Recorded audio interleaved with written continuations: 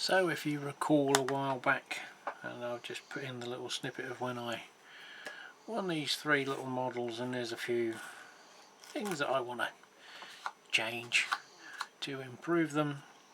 So we're going to call this saving the fair price model kits. So as you can see, I'm now in the process of carefully cutting around with a scalpel, breaking the glue bead and prizing the windows and various details away to try and save them. And I've got to do the doors next, so we'll strip the building back down. The process will be the same for all three, so I'm only going to cover one model restoration, as it were,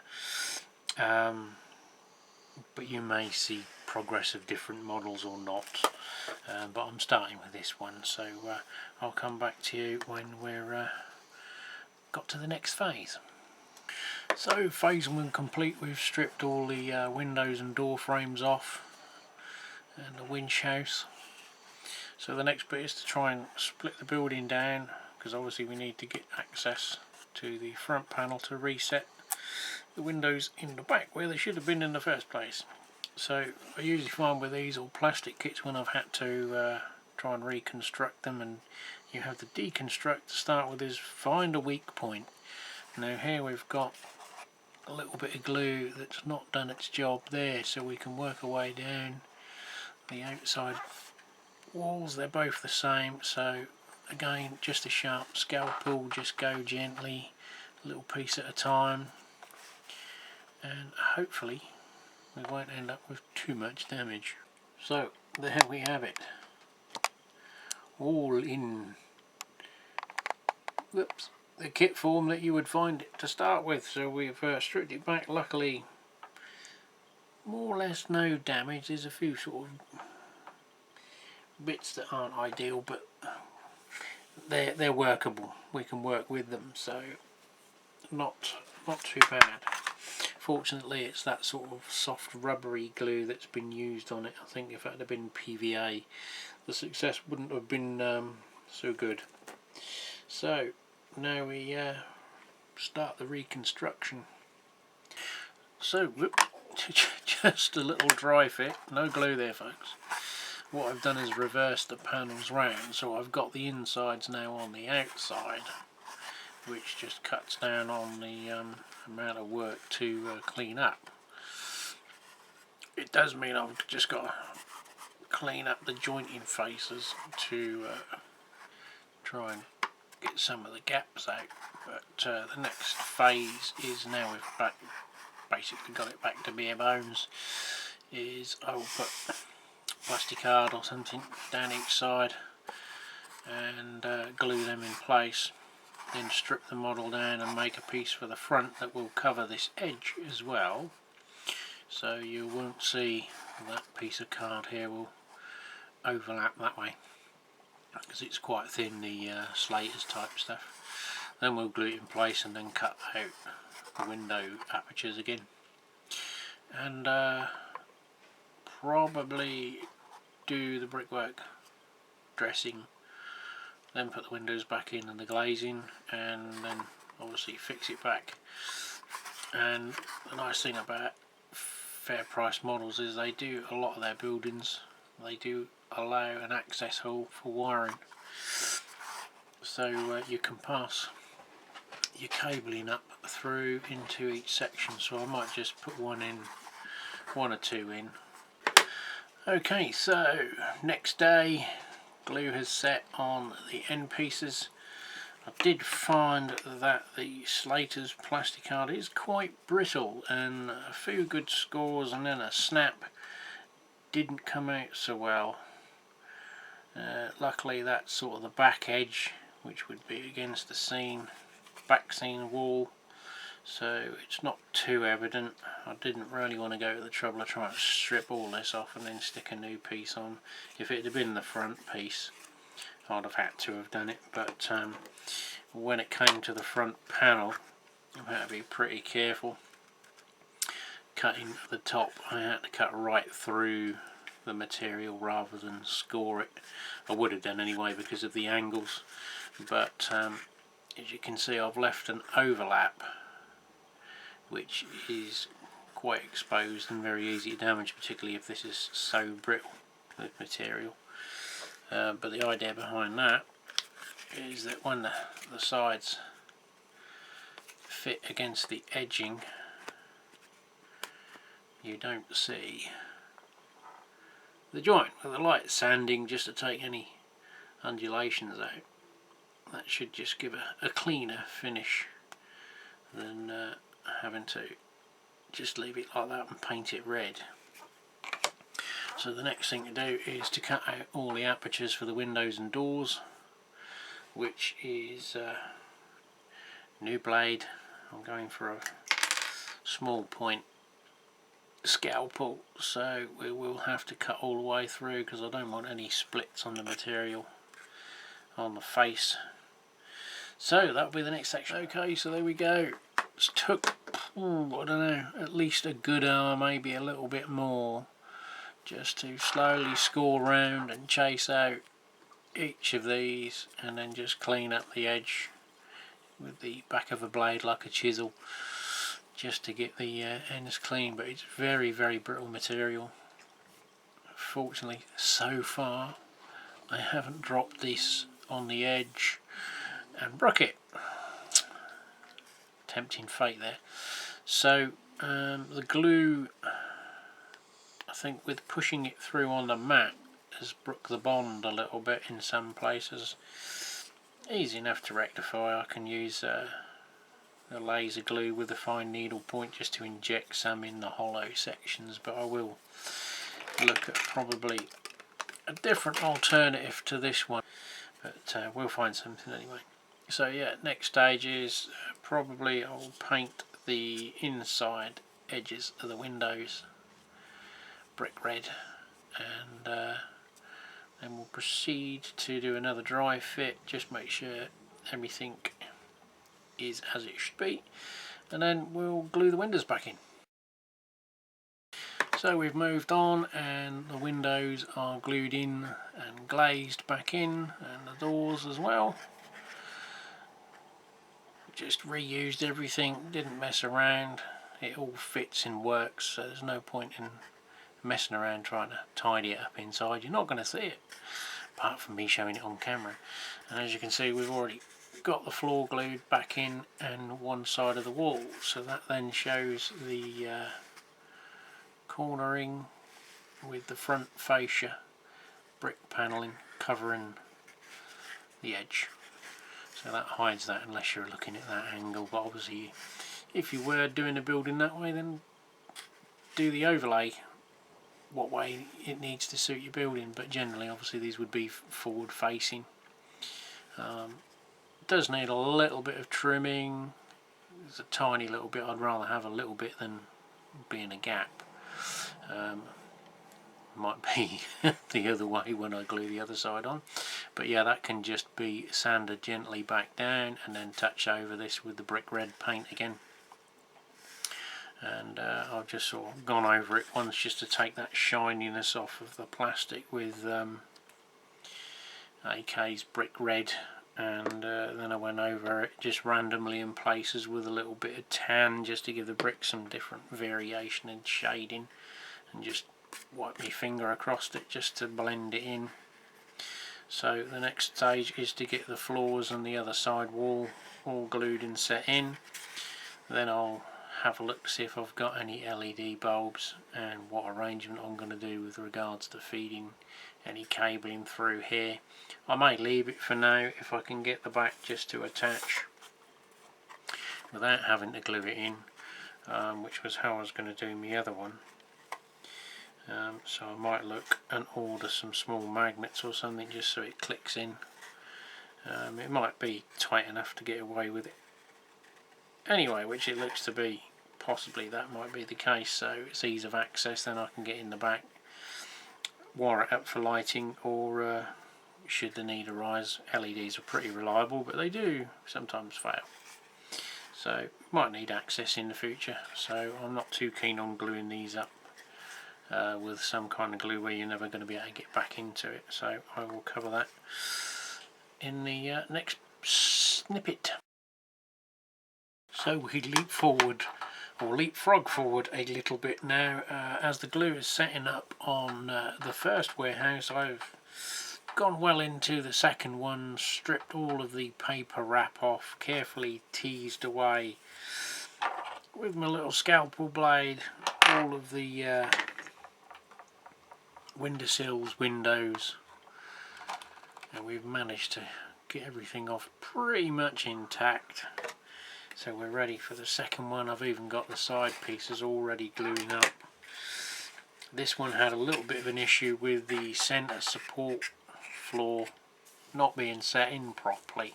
It looked like it had been broken. They'd put a couple of little strips in to strengthen it, but there was a bow in it. They hadn't set this down in properly, so when they built the kit, the wall was bowed as well, which meant the roof had a big gap in the top as well, which they'd filled with glue. It was a real mess, this one. The brake is basically, I've broken the brake and filed it away so that this centre floor will now sit flat. I've aligned it and set some glue in so it should sit all up, and the end pieces engage into the lugs, so we should be ready to set them back in while the other ones are still going. So they're on glue now with the plastic card. Still had the same trouble. I was cutting through it and it split. I don't know whether it's just a bad batch of plastic card or I have just read some of it is Javis card, marketed as plastic card, just sold under a generic plastic card name. I don't know whether it's a copyrighted name or not. I have got another sheet in a different colour, so I'm wondering if they look the same. As you can see, shatters like glass. So I don't know, not impressed with that stuff. So we're at a similar stage more or less with the first two models. I just now need to source some roofing material because anything I've got isn't really suitable. I've got the wheels sheets, which are obviously too small and a bit thick, which are the two negatives with wheels sheets. This card has got a bit of a curvature to it, so I might be able to turn it around the other way, but I'm looking at either the laser cut paper and paint that and lay the tiles on to give it a lower profile, or maybe a southeastern fine cast sheet. The same with the first building I started with. Everything's there bar sorting out the roof, and whether I'll spray the interiors dark if I'm going to illuminate them, because obviously it will be glaringly obvious that you can see just plain plywood inside. I've just peeled the wrap off of this one. Luckily that rubberized glue made a fairly easy job.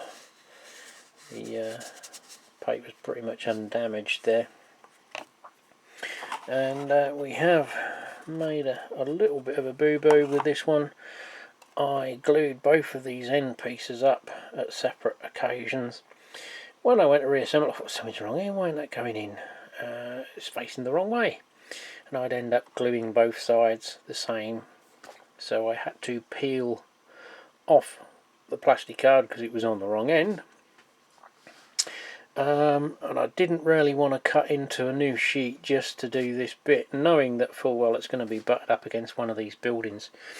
So part of the salvage was to reuse part of the one I'd already trimmed, because obviously it was the right width, and then another sheet I've just sliced in.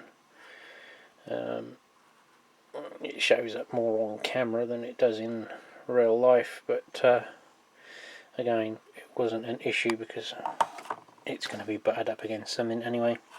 And the same, I trimmed off the inside here, as you can see part of it from the front, so rather than just paint it I had enough offcuts left over to do it, but that one under there, you might just see a faint line by my thumb, is that first sheet which just cracks, and I was trying to cut through it, and the next minute it just shot a random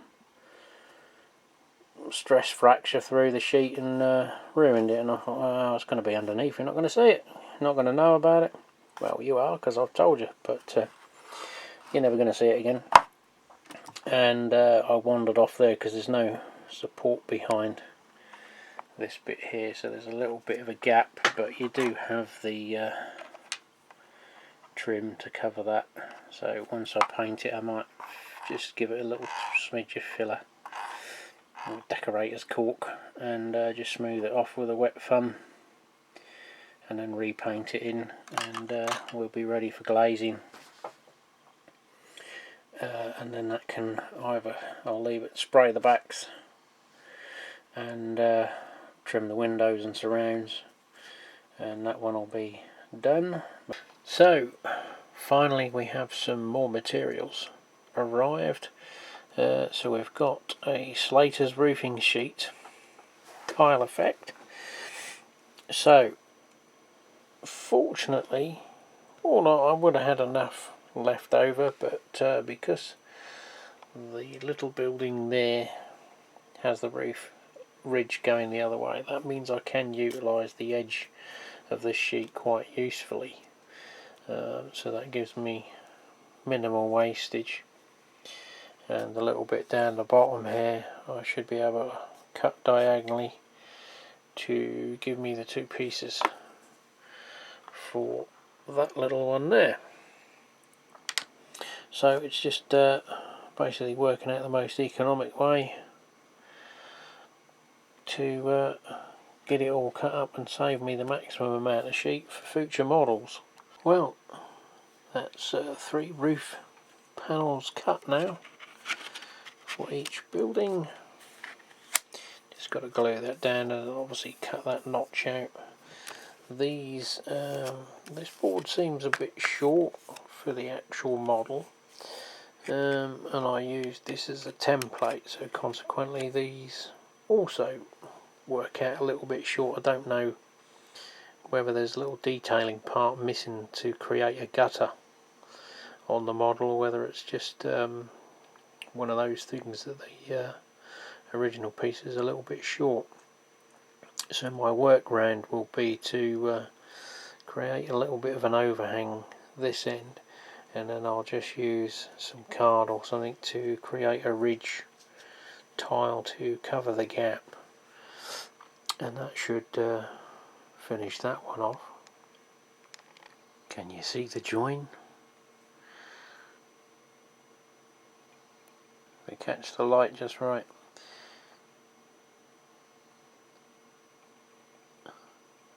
I cut one round the wrong way, so rather than break into the other piece of the sheet, I used 2 pieces.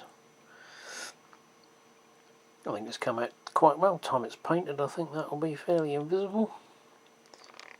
Well, as I said at the start of this little video project, I would be sort of leapfrogging between the 3 buildings. So here you see the sort of other 2,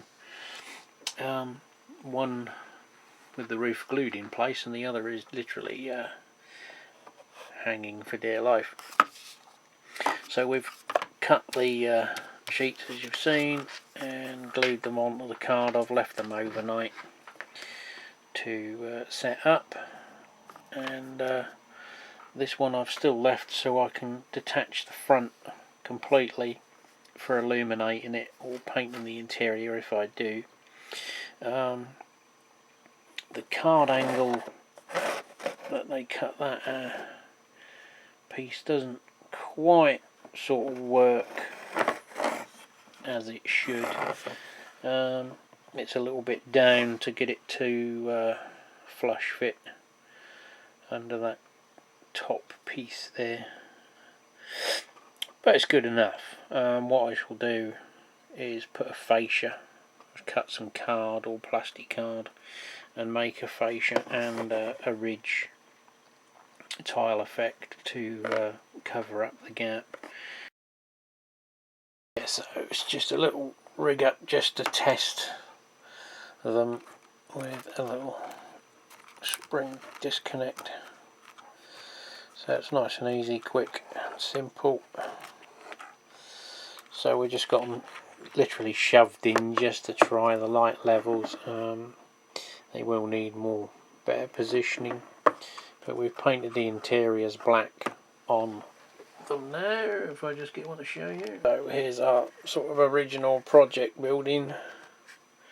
So we've just done the back walls, because obviously that's all you're going to see from that direction is interior walls. You're not going to see ceilings, you can't really tell now. There's no light reflecting off of them, other than you might just be catching the one by my thumb, which is the access hole for the LEDs. So I might put a strip one in these, or a couple of separate ones, and then a little bit of micro wire going across them. Obviously all of the birds nesting can be hidden behind things like the door, where I can bring all the wires down, terminate them there, and then just have one wire coming out per building rather than 2 or 3 or more. Unless of course you wanted to switch them individually.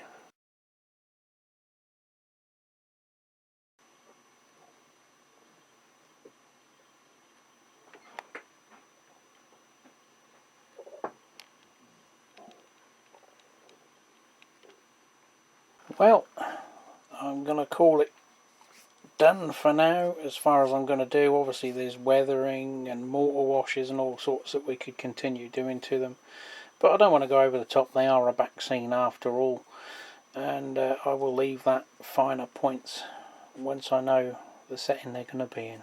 So I think we've set out what we were going to do and revive some old tired buildings and make them look a little bit better than we originally done. And obviously Loki approves as well. It's the first time he's actually shut up while I've done this bit.